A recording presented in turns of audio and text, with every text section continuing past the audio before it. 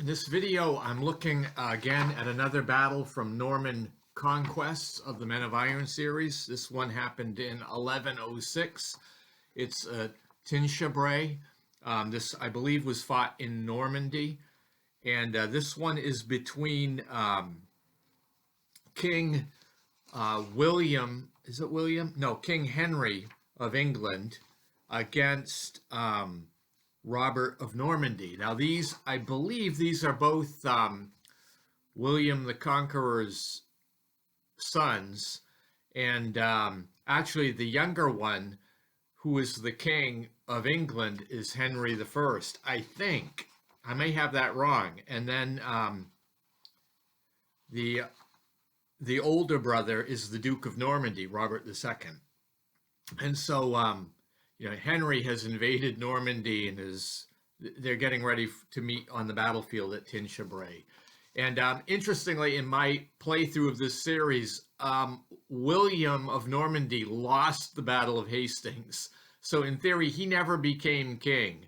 And actually, Henry the First never wasn't even conceived when 1066 happened, and William lost that battle. And in my game, he was killed. So Henry the First never would have been born. And his brother, I don't know if he possibly would have been the Duke of Normandy. I don't know. But this battle never would have happened if Hastings went the way my playthrough did. But I'm just going to set that all aside, and I'm going to cover this game. It seems like it's got a reasonable play time. There is no shield wall in this. It is a timed engagement, and the flight levels are fairly low. The English flight level's 21, the Norman flight level's 18. So we will see how this game plays out. So we're going to take a look at the opening setup here. It looks fairly even, and you'll notice the Normans are in the royal blue, and the royalists, the English, are in red. And the way the game starts out is the Normans actually have the first activation, so I decided to activate Robert of Mortain on the Norman right flank. And as you can see in this picture, it went fairly well. In fact, what happened is after his initial activation, he did quite a bit of damage to the English, but then I rolled for continuation. So I decided to activate the left flank, which is held by Robert of the Count of Ponthieu, and he was able to do a little bit of damage on the opposite side. And then I got another activation, a continuation. So William the Count of Mortain activated again, and that's what you see in this picture here, the damage that he was able to do against these disrupted troops. In fact, actually, William, the second Earl of Surrey, almost got killed. He found himself in a very bad position, but he managed to survive, thankfully.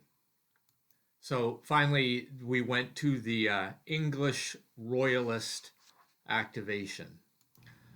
So the English had Richard of Montfort in the center activate. He was able to take advantage of the chaos that was happening on his left flank, but also that chaos is on the Norman right flank. So he was able to take out a pike unit and just destroy it by hitting it in the front and the flank, and then maintaining, somewhat of a protective line, as you can see in this picture.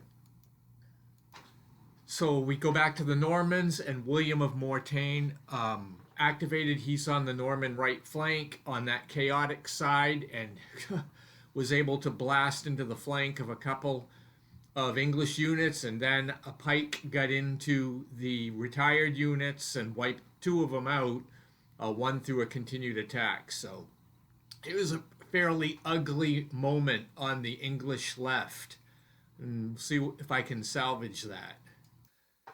So as the battle continued, William of Mortain from the Norman army continued his attack on the English left flank against William also, and William of Surrey, and just more damage was done, but nobody was eliminated. So it's just disruption of forces and causing retreats. Well, finally, Alan of Brittany comes in. He was sent off on a flanking maneuver, and his activation depends on a die roll getting into the fray, but he's coming in for the English, actually striking into the Norman left flank, which hasn't seen a whole lot of action, but this could really be disruptive. We'll see what happens here.